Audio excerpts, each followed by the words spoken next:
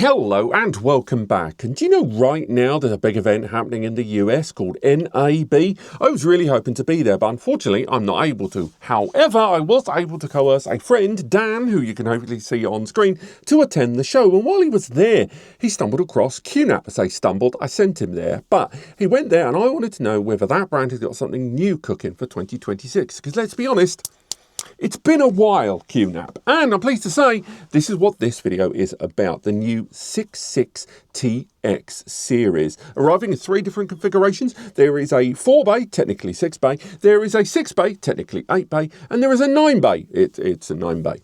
And now this is their new series that I can't figure out yet whether this is replacing the 6.4 series right now, or this is a middle ground somewhere between the 6.4 series and those higher scale Thunderbolt boxes like the 7.2 series, the 7.4 series and stuff like that. Now these are all arriving with an i3 processor inside. It's the 13th generation 1215U. This is also paired together with 8 gig of DDR5 memory, non-ECC, that can be scaled up to 64 gig. Now this is where things get interesting. The 4-bay has got 4 SATA bays and 2 E1S or ES1, I always get them mixed up, M.2 NVMe slots. That means these are slots that you can either buy a pre-made or a pre-packaged E1S drive, or they're adapters that you can slot in any M.2 NVMe drive of your choice. Sliding that inside there, allowing you to have that 6-bay of storage. The 6-bay, which is 6 SATA bays, has got 2 as well, and the 9-bay has got 5 traditional SATA bays there and 4 U.2/SATA drives. So again, it's that lovely little 9-bay that we love talking about there. Now the 4-bay and the 8-bay arrive in that really new sharp angled chassis there, has got the main storage bays there on the front and the 2 E1S drive slots there at the top, slightly to one side on the 4-bay. There's also a Type-C port and the standard power and one touch copy button there on the front. But on the rear of the device, they have both got 2 10 gig copper NICs there, combined with 10 gig USB ports.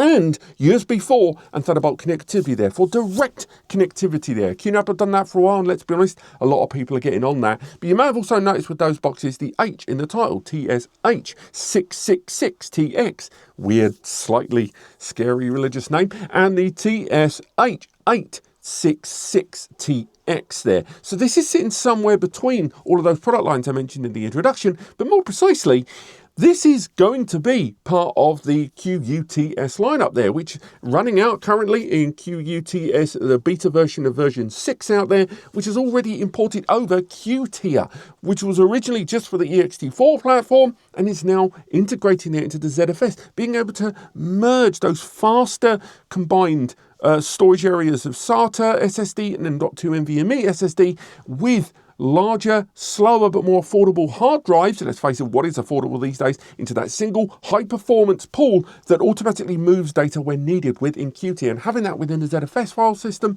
is going to be fantastic there. And with direct USB connectivity, all the better. Now, that CPU is a 6-core, so that's a 2 power core, 4 efficiency core CPU. It has got 8 threads as well, so there's a lot to spread out.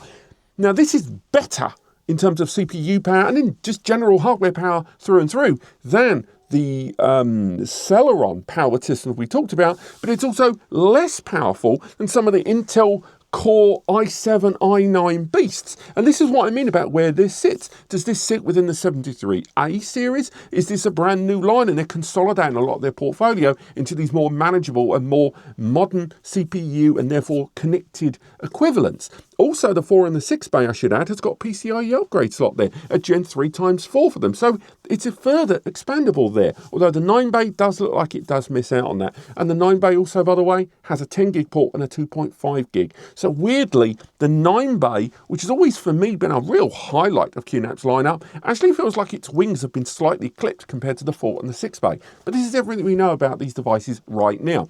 When my colleague Dan asked them about launch dates, they're aiming towards Q2, perhaps Q3, but that's really all we know at this time, and no real confirmation of pricing. We're going to be covering this event remotely, but right now I just wanted to share this before anything else, because frankly, it's one of the most interesting things I've heard from QNAP this year, and I'm really good to hear them still pumping out that hardware after comparative quietness for a while. But stay tuned for more, and I'll see you for the rest of this week here on the channel.